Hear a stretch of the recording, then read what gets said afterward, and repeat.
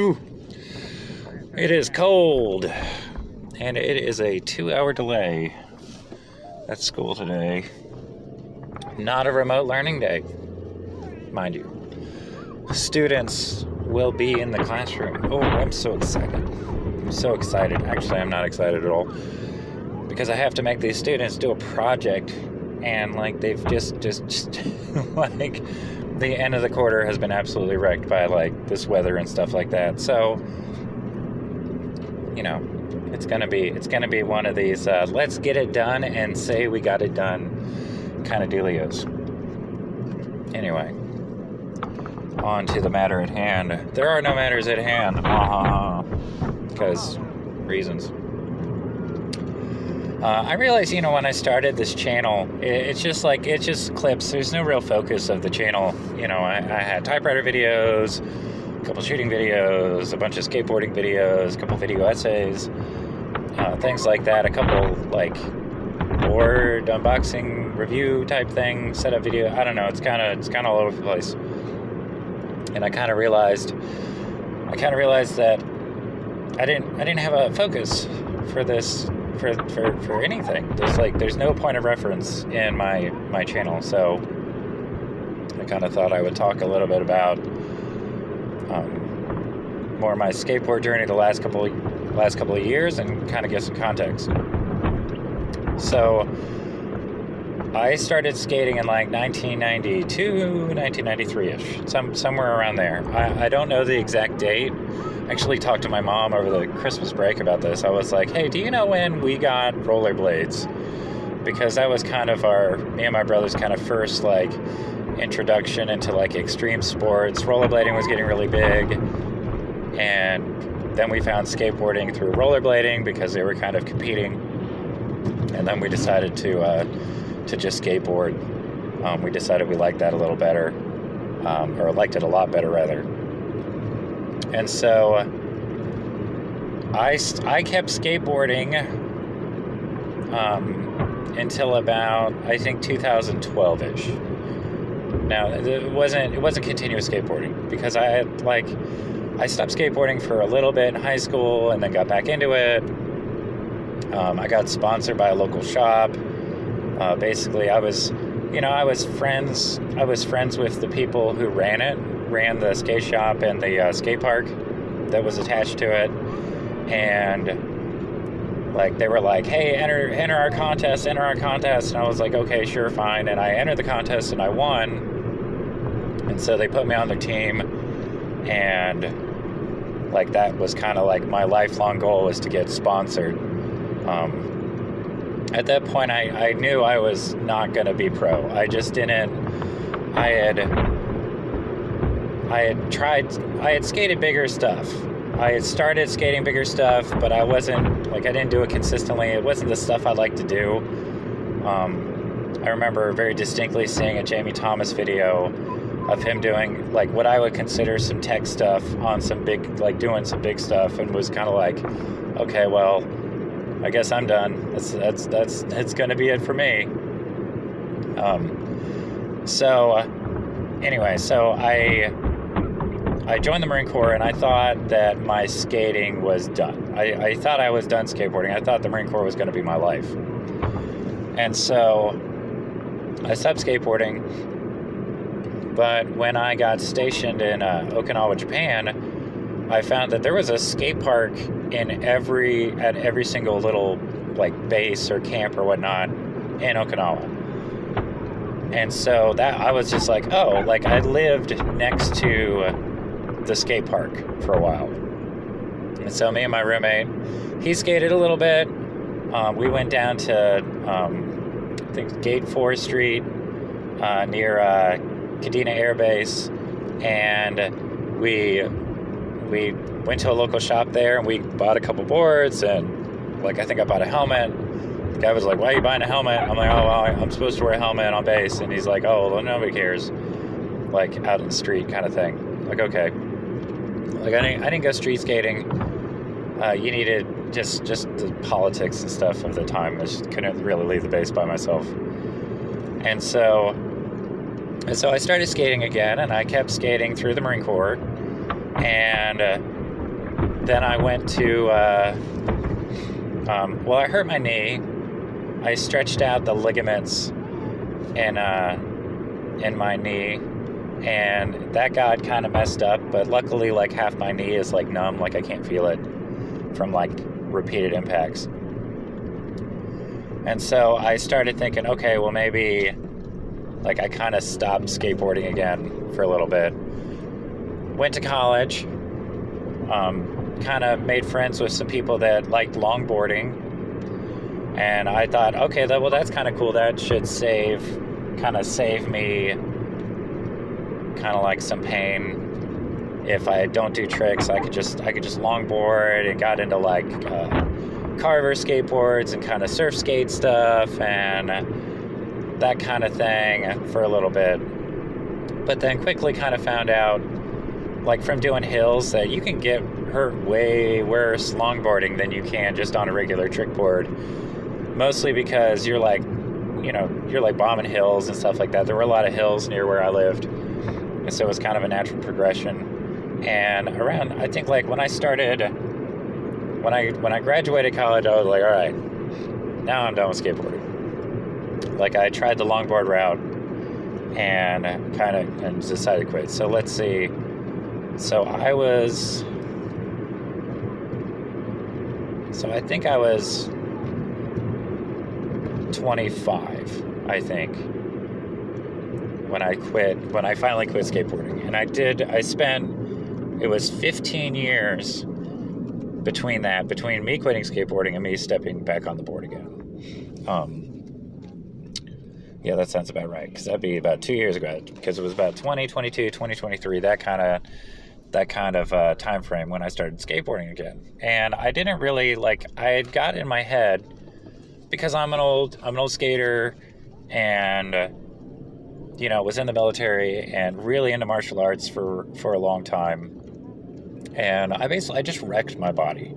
Like, I just wrecked my body. Not as badly as I could have, because there are some, like Rodney Mullen grinded off the top of his femur from skateboarding so much. It's nothing quite like that. But, like, I hurt. Like, I hurt when it's wintertime. Like, I can definitely feel old injuries. My shoulders definitely hurt from where I dislocated them. My knee definitely hurts from that injury. It definitely flares up every once in a while.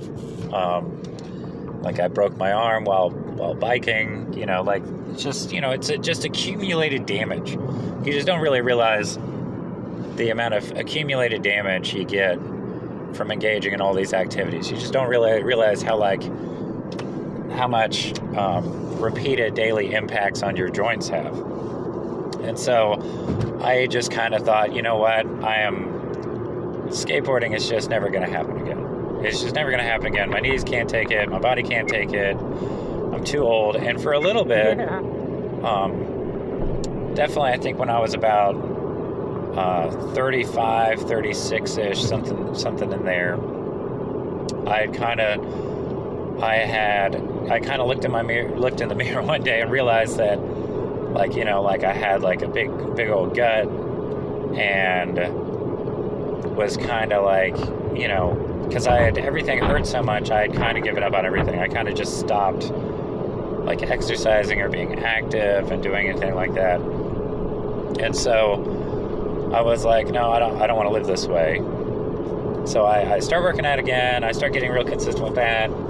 I start moving again. I start, just doing real low-key stuff. Like lifting weights, but not like crazy kind of lifting weights. None of this crazy David Goggins type stuff.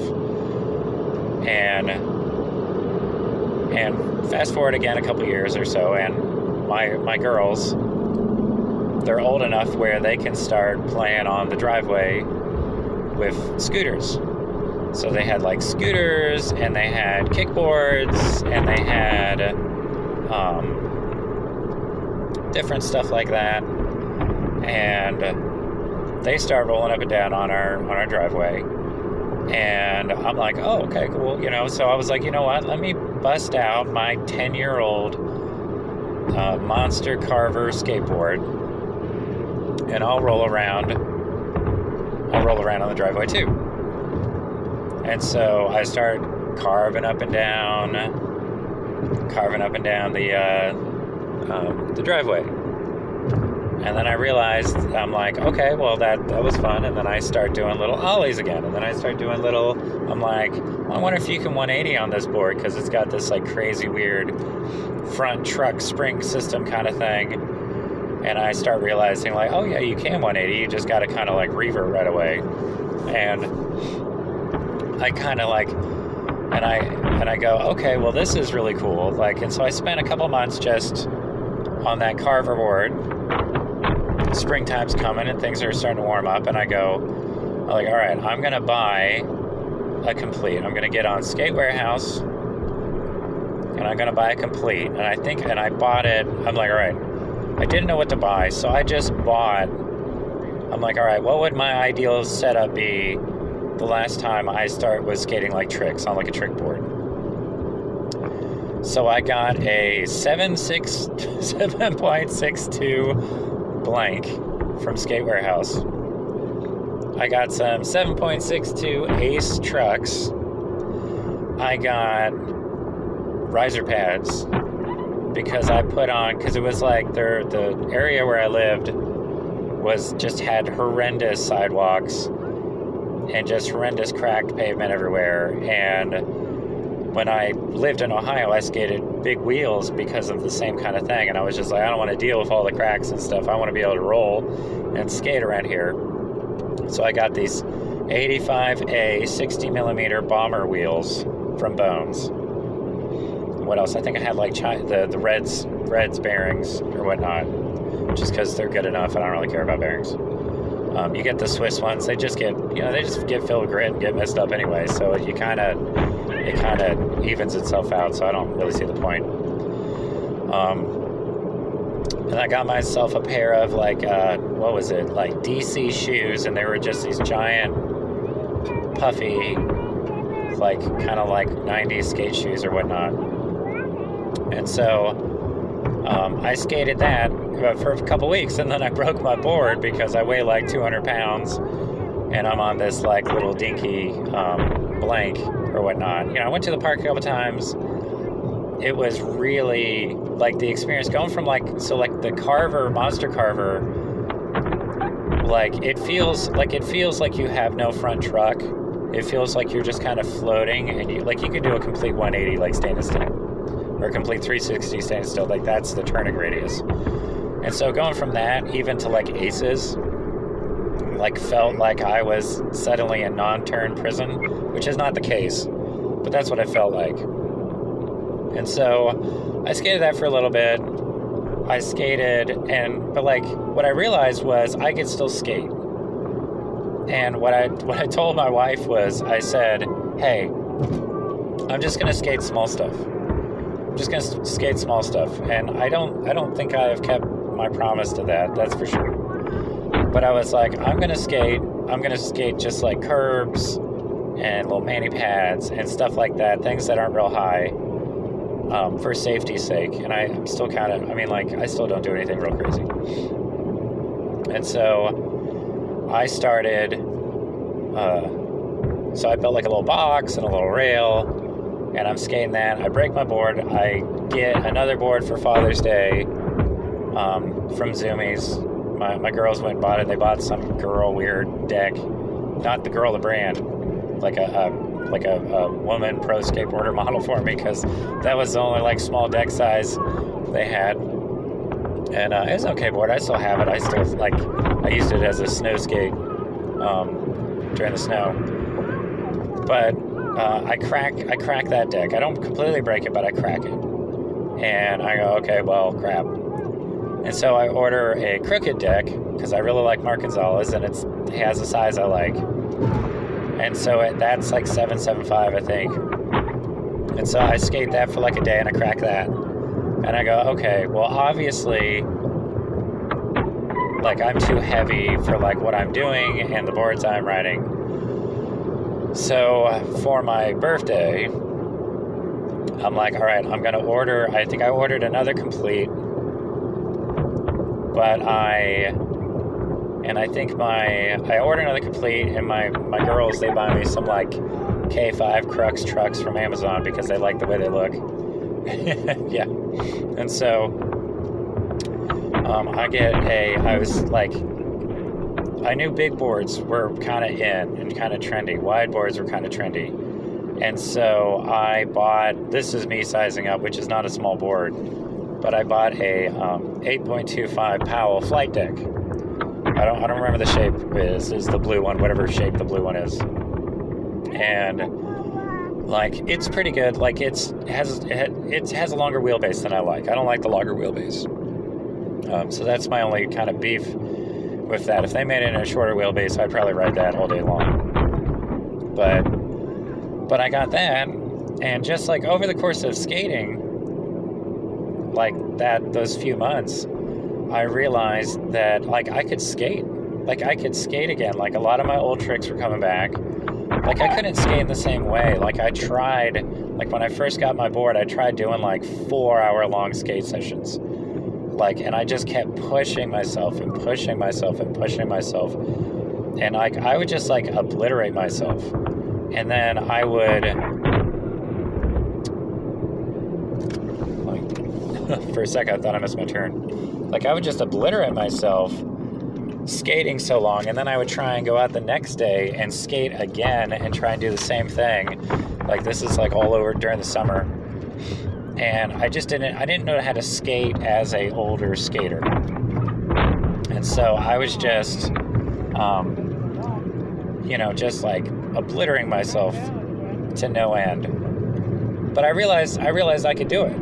Like I could be an old skater. Like I figured out that, if I skate switch, if my left knee is feeling messed up, all right, I switch my stance up and I skate switch. And I try and, I push switch and I try to do the trick switch, and sometimes I'll do like switch days. I'm still not good at switch, man. Some of these guys, they, you watch a clip from them and you're like, oh, I could do that. And then it's like, oh, that was switch. You're like, never mind, I can't do that. like, oh, I did did something crazy or whatever. Anyway, but I found out I could skate, so I've been skating for like the last about 2 years.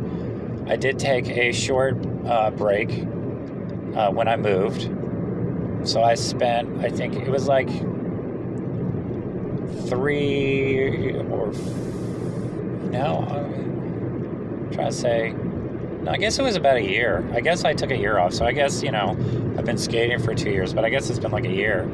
Took like a year off when I moved. Mostly because it was just a lot of stuff. There was a lot of stuff going on. I moved schools, moved jobs, moved houses. I didn't know where anything was. And then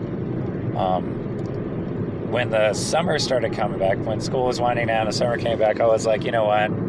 I want to start making YouTube videos. I want to start trying to promote my books. I want to start trying to market things. I'm like, okay, well, I can write, I can skateboard, I can teach. That's about it. That's my wheelhouse. And so I started just like throwing up just random skateboard videos and stuff.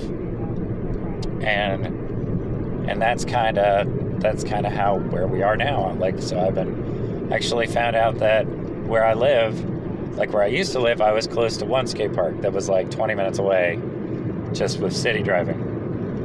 And now I am in driving distance of 4 skate parks. 2 are 30 minutes, or 3 are 30 minutes away, and 1 is 20 minutes away. And so I actually have a lot more access to skate parks than I used to. And then I had some extra money over the summer after building my girls' playhouse, and so I built a ramp for all of us to roll around on, for them to roll around on with their scooters and stuff. And so, so now I'm 40 years old. I've been skating for a couple years again now.